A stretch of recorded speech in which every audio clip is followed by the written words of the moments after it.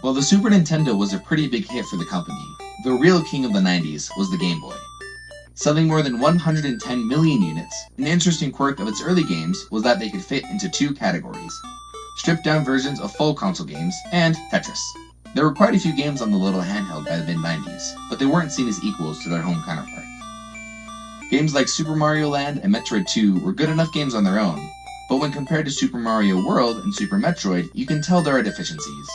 However, in 1993, a game was released that not only managed to take full advantage of the hardware it was built for, but also managed to stand toe-to-toe with its Super Nintendo counterpart. And that game was The Legend of Zelda, Link's Awakening. My name is Embers, and before we get started, make sure to like and subscribe. It really helps out the channel a lot. Interestingly enough, Link's Awakening started out as a port of the previous Zelda game, A Link to the Past, for a way for the developers to test the Game Boy's capabilities. It was a side project worked on after hours by some of the staff from A Link to the Past, but eventually the upper level of management caught wind of the project and decided to give it their full approval.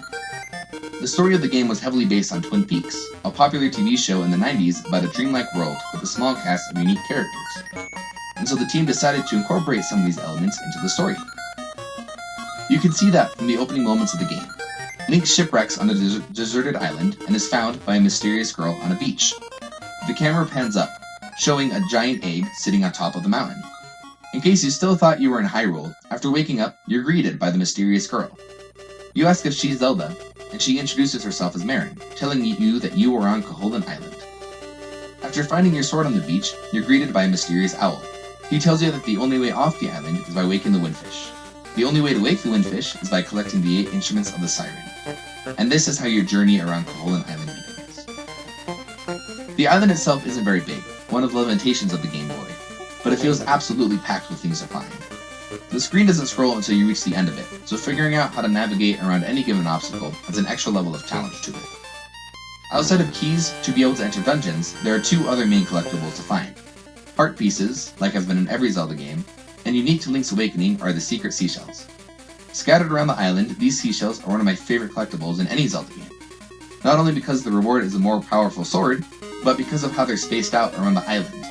They really make you check every nook and cranny in case there's a seashell there.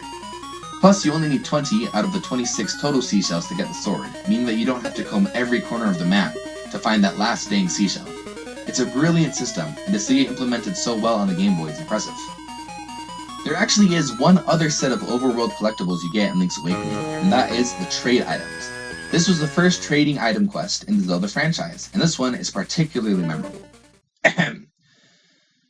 You get a Yoshi doll from a crane game, give that to a baby for a hairbell, give that bow to a bow wow for a can of food, the dog food goes to a crocodile who eats it and gives you a banana, the banana goes to a monkey who builds a bridge for you and leaves a stick behind, the stick is given to Taran so that you can knock down a honeycomb, the honeycomb goes to a bear who puts it in a soup and gives you a pineapple in exchange, the pineapple goes to a starving father who got stuck from a mountain and gives you hibiscus, the hibiscus to a goat who asks you to deliver a letter to a pen pal, the pen pal opens the letter and sees a picture of not the goat and gives you a broom. The broom goes to an old lady who wants to sweep, so you give her a fishing hook, which goes to a fisherman who fishes up a mermaid's necklace. You return the necklace to the mermaid who gives you one of her scales, and return the scales to the statue to contain the magnifying lens. Whew. Not only is the magnifying lens required to beat the game, but along the way certain parts of the trade item quests are needed to progress the game, like the monkeys building the bridge so you can get into Richard's castle. It really showcases the wide and wacky cast of characters that Koholint Island houses. Traversal around the island is enhanced by these characters, and a lot of these characters are part of the in-between dungeon parts that this game adds. Back in A Link to the Past, much of the time you could simply go from one dungeon to the next uninterrupted, using the item from the previous dungeon to get past that obstacle. In Link's Awakening, there are obstacles that can't be overcome just by obtaining an item. The entrance of Dungeon 2, Bottle Grotto, is blocked off by these stupid flowers. You need to save Bow Wow from the moblins, and Bow Wow can eat these flowers, allowing you into the dungeon. To get into Dungeon 4, Angler's Tunnel, you are told to enter Yarna Desert to grab the Angler's Key. There's a blubbery walrus taking a nap right in the entrance, and the only way to wake him up is by grabbing Marin from the beach and having her sing for him, which leads to one of the best cutscenes in the entire game.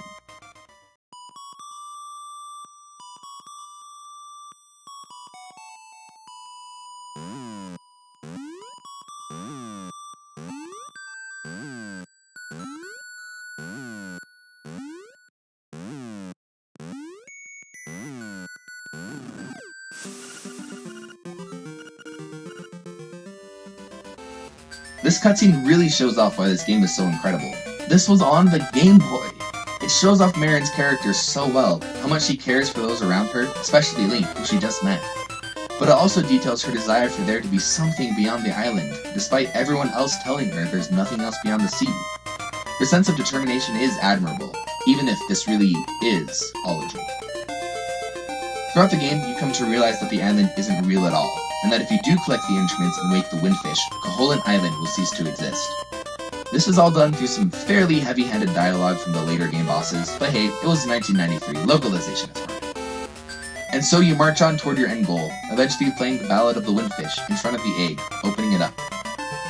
You enter the grotto, and after maneuvering through the maze of rooms and fighting the final nightmare, you ascend a staircase to the Windfish, who wakes from the dream, erasing Koholint Island with it.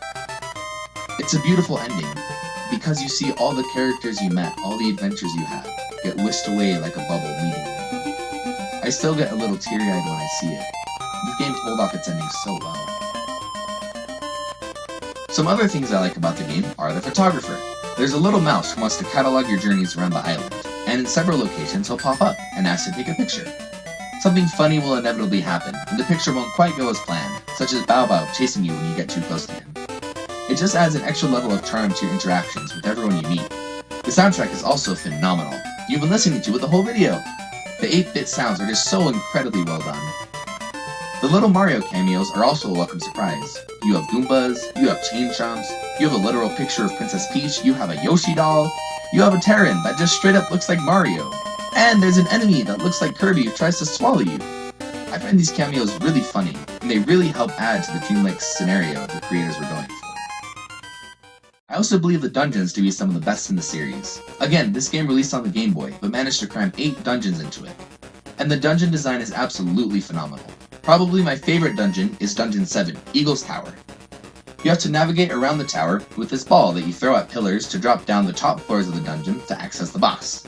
It's a neat gimmick, with only a couple moments that make you curse the creator of the bombable wall. I think that all of the dungeons hold up extremely well, and I still find myself struggling with them after playing the game for almost 20 years.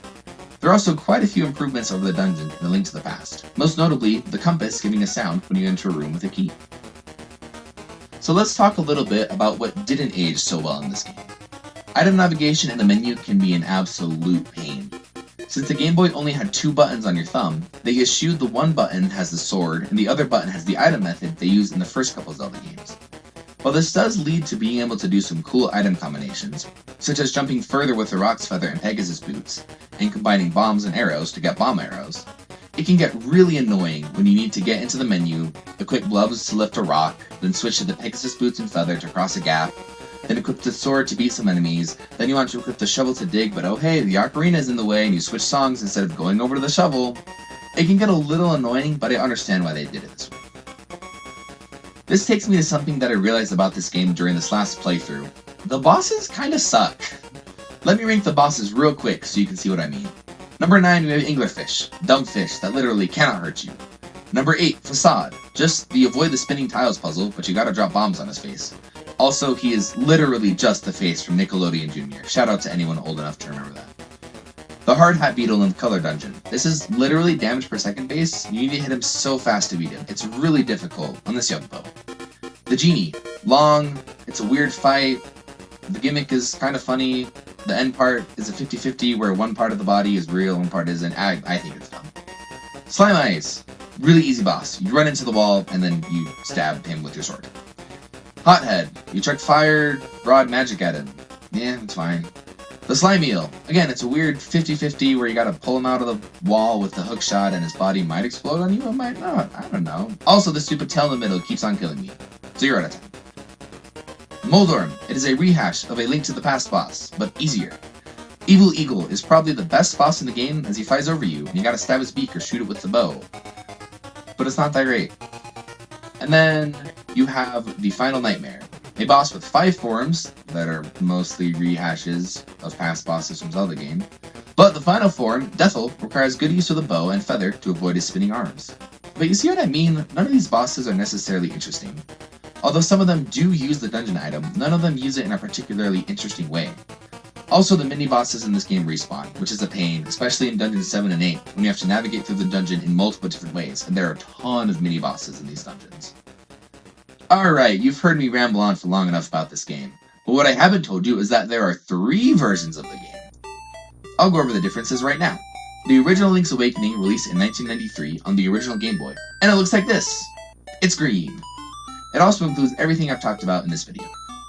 Link's Awakening DX released for the Game Boy Color in 1998, and included everything from the Game Boy version, but this time in color! It also included a secret dungeon called the Color Dungeon that had a lot of color-based puzzles, so while the game was technically playable on an original Game Boy, this dungeon in particular would be a pain to do. Then in 2019, Grezzo remade the entire game of Link's Awakening for the Nintendo Switch, and it looks like this! I know that some people dislike the toy-like sheen the game has, but I like it, and it feeds into the idea of the entire island being in a dream. But this version is largely unchanged from the Game Boy Color version, except for a couple main things. There are more secret seashells, your sword and shield are dedicated buttons, you can pick up rocks without the need for equipping gloves, dashing is attached to the R button, and the photographer station is replaced with Dampe and the dungeon creator. I think that last part is the most disappointing part of this remake. Instead of being a Mario Maker style level editor, you take rooms from the dungeons you've beaten and arrange them in a dungeon. I realize that a full Mario Maker style dungeon creator might have been a little too ambitious and complex to be a remake of a 20-year-old game, but still Nintendo, that would have been awesome. Also, I miss the mouse taking my picture. Besides that, there are a few more quality of life improvements the remake adds, along with a fresh new orchestral soundtrack. It's beautiful, but I think I might prefer the original 8-bit music just a little more. I know that the original game had come out without the limitations of the Game Boy's sound chip, this is how it would sound, but I think I'm a little nostalgic for it. And so there you have it, my review on The Legend of Zelda Link's Awakening. For a game that released on the Game Boy back in 1993, I think it's one of the best Zelda games. Heck, let's put it up there with A Link to the Past, top 5 Zelda game. If you want to know which of the 2 games I put higher, well, it depends on several factors, not limited to what I ate for breakfast, the weather, and whether or not Nintendo will release the Twilight Princess Wind Waker double pack for Switch. Come on, Nintendo, I need that. And that just about does it. Thanks so much for watching. Now it's your turn. Go on down to the comments and let me know what you think about the game. But also what you like about this video, and let me know how I can improve. I started this channel on a whim, and I'd love to know what I can be doing better.